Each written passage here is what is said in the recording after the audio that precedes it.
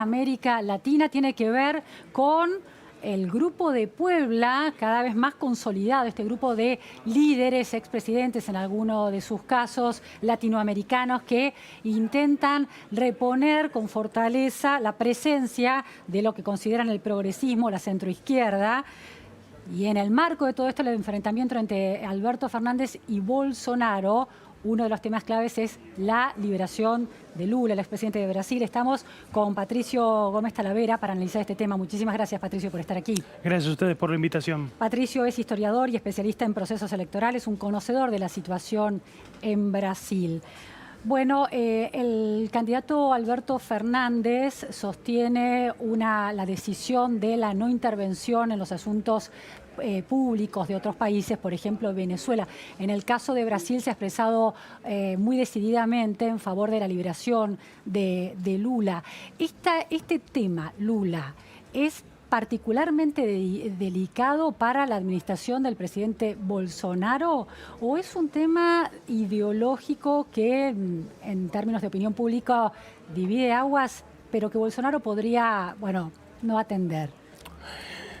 Básicamente está unido al origen del fenómeno Bolsonaro, que es la crítica pública hacia la corrupción de la clase política brasileña. Básicamente Bolsonaro no puede desprenderse porque es un bien simbólico muy importante para su base electoral, que básicamente lo eligió por ser alguien periférico a esa élite política, claro, que estaba tan vinculada a casos de corrupción.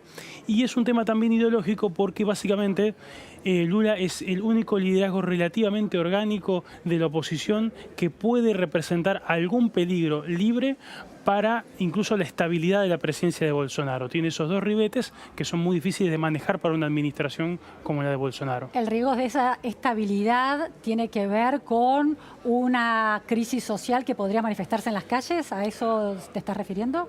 Si Lula cumple lo que ha dicho en varias ocasiones de salir de prisión y recorrer las ciudades de Brasil como en las caravanas que hacía a finales de los 90 y principios de 2000, básicamente es muy difícil que el gobierno de Bolsonaro tenga herramientas políticas, sobre todo en este momento, para contrarrestar su capacidad de movilización y su influencia que aún hoy Lula conserva entre sectores de población muy importantes.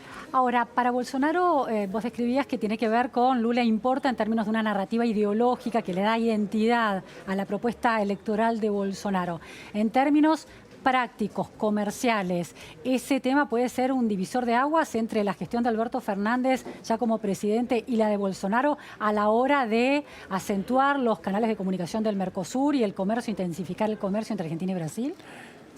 Es difícil que lo haga en forma determinante porque Brasil es un país continente y no es un barco pequeño, sino que es un transatlántico. Y los grandes cambios se hacen de manera muy pausada porque precisamente se trata de un complejo productivo e industrial muy importante, con el cual Bolsonaro no tiene una conexión especialmente fina. Entonces, ya cuando la situación de tensión escale y toque intereses muy concretos, es muy difícil que Bolsonaro pueda persuadir a sectores que están vinculados con el comercio con la Argentina de un camino rupturista por razones estrictamente ideológicas. Ahora, la decisión de los últimos días de comprarle trigo a Estados Unidos sin aranceles y restar esa compra del volumen que adquiere de Argentina, ¿no? Es un socio comercial clave para Argentina. En ese sentido, Argentina provee el 83-80% de las necesidades de trigo de Brasil.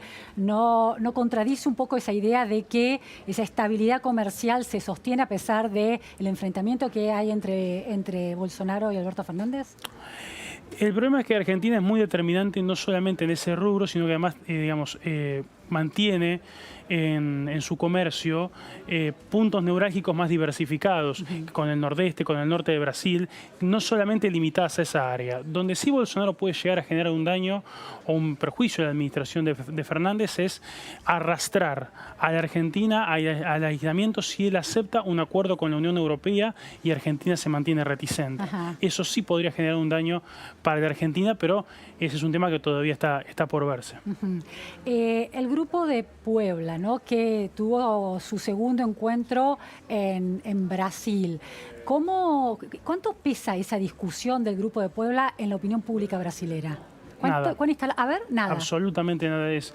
Es más, es factible que para la gran mayoría de la población brasileña el Grupo de Puebla sea un grupo de rock mexicano, porque no tiene ningún tipo de eco más allá de ciertas élites intelectuales dirigentes en nuestra región. Estamos hablando de 32 dirigentes de 12 países, muchos de los cuales no tienen funciones ni ejecutivas ni legislativas.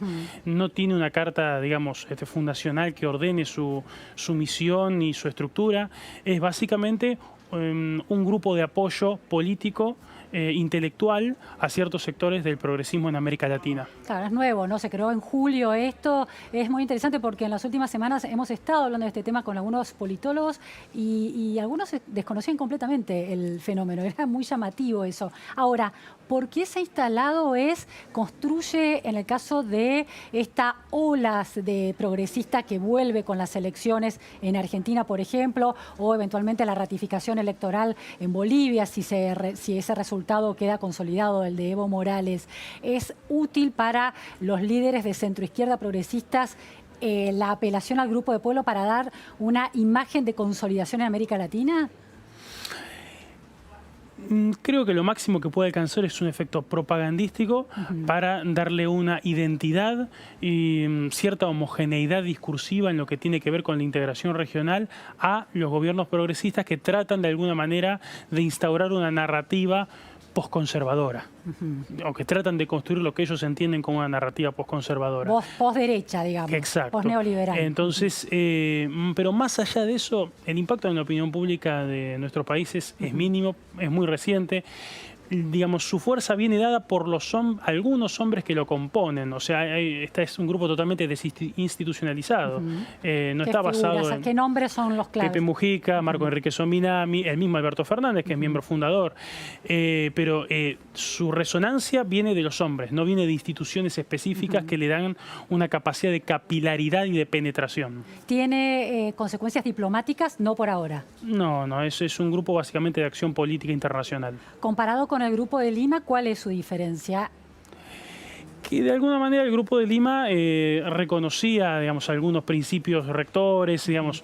Estamos hablando de diferencias muy sutiles en los niveles de institucionalización muy bajos. O sea, básicamente hoy la política vinculada a nuestros vecinos está en evitar grandes males públicos antes de que proveer bienes públicos a nuestras colectividades nacionales. Sí. Entonces, esa agenda negativa es muy difícil que se pueda sostener en el tiempo de manera consolidada. También eso lo aplicás también al Grupo de Lima, que resiste, digamos, que critica duramente a Venezuela y lo define sin vueltas como dictadura. Sí, claro, porque básicamente por más que uno comparta o no en lo que defiende el Grupo de Lima, el nivel de institucionalización es bajo y sigue teniendo una agenda negativa. No hay una cuestión de proposición para generar bienes públicos para nuestras comunidades, sino una manera de combatir lo que se considera una amenaza regional. El hecho de que sean presidentes de naciones latinoamericanas quienes integran el grupo, presidentes en ejercicio, ¿no?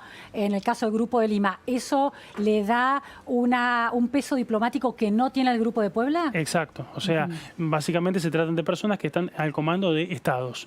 Pero sigue teniendo la misma debilidad fundamental. Claro.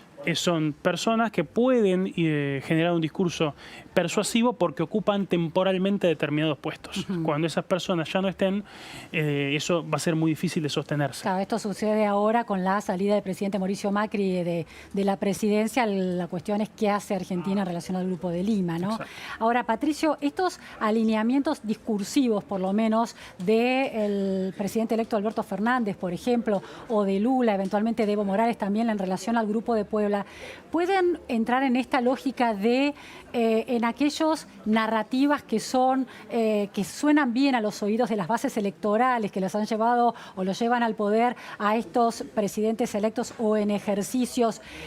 Se alimenta esa narrativa porque después la economía, en el caso de Bolivia, una economía capitalista extractiva, o en el caso de la Argentina, una futura negociación con el Fondo Monetario Internacional, ¿desdice de alguna manera esas narrativas más progresistas y de centroizquierda? Las desdice, pero no, digamos, creo que los dirigentes conocen las limitaciones de ese discurso, que para el gran público es una prédica para creyentes, para que los que ya están convencidos de eso, y básicamente lo que sirve de alguna manera es para reconstruir mecanismos de identidad y de solidaridad que las derrotas electorales de los años anteriores habían, digamos, generado cierto desasosiego en ese sector, y bueno, de alguna manera sirve para reconstruir puntales comunes de trabajo bastante inespecíficos y en muchos casos fundamentalmente negativos, en el sentido de que no proponen ningún curso específico o bien desarrollado. Claro, para poder influir, por ejemplo, en Naciones Unidas. Exacto. O en la OEA, por ejemplo.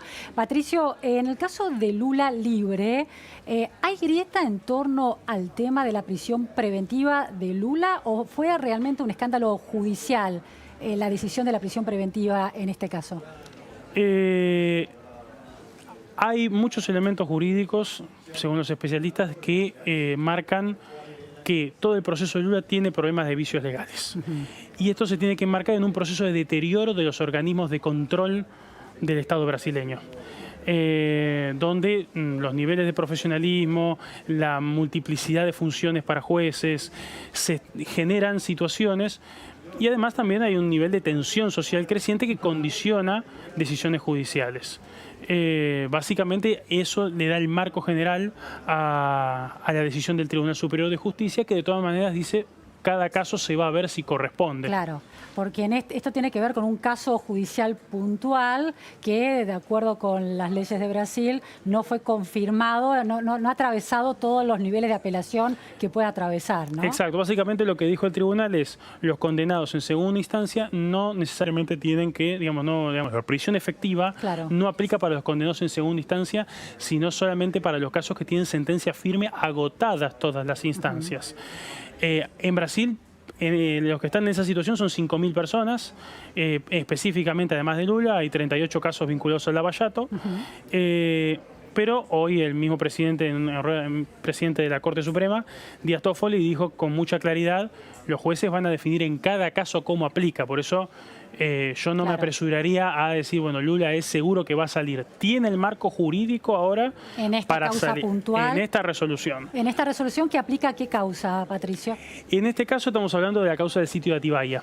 ¿Qué es? ¿Puedes contar? Básicamente se trata de una sentencia del juez Moro, donde Lula lo que, digamos, señala connivencias espurias vinculadas a hechos de corrupción, donde hay una empresa donde le busca obsequiar a cambio de favores a Lula un sitio específico en la ciudad de Sao Paulo. Un departamento, ¿no? Es un departamento, sí. Un departamento relativamente grande. Pero de todas maneras,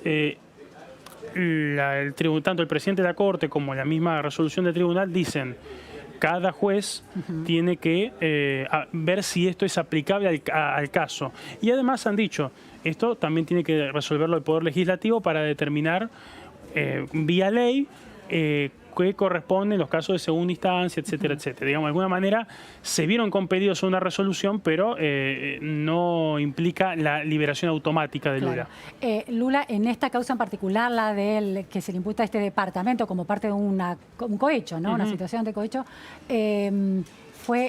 tuvo una sentencia en contra, es decir, fue declarado culpable, sí. Ya atravesó 2 instancias de apelación. El juez Moro y el Tribunal Regional Federal. Bien. ¿Confirmaron la sentencia de culpabilidad? Confirmaron la sentencia y hasta ahora está a espera de instancias superiores. ¿Cuántas instancias más le quedan luego de esta? Lo más probable es que ese caso termine en el Supremo Tribunal de Justicia. Bien. Que sea el mismo tribunal que se expidió ayer el que termine definiendo esa situación. En un proceso donde además ha tenido demoras sustanciales y que, bueno, ya lleva con 580 días de Lula en prisión. Patricio, la celebración por parte del presidente electo Alberto Fernández del Lula libre, ¿cómo cayó en la opinión pública brasilera? Digamos, impacta en sectores de opinión pública muy formada. O sea, en ese sentido hay que puntualizar algo. El gran público brasileño no tiene el consumo de noticias vinculadas a la política que tenemos nosotros. tiene una importancia bastante menor en el debate cotidiano esta clase de temas. En los sectores más movilizados, bueno, ahí está Eduardo Bolsonaro, Claro. presidiendo la Comisión de Relaciones Exteriores y Defensa y sacando una resolución condenatoria, incluso cuando el PT trató de trabar con mecanismos administrativos esa resolución. En los sectores más informados, bueno, se va a leer en clave local. Los que están a favor de Lula van a defenderlo, y a Alberto Fernández, y los que aún forman parte de la base gubernamental van a desprestigiarlo. Muchísimas gracias, Patricia Gómez, No, gracias a por ustedes. estas precisiones en torno al proceso de Brasil y cómo impacta en Argentina. Vamos a un corte en la repregunta Noticias a Fondo y enseguida volvemos, no se vayan.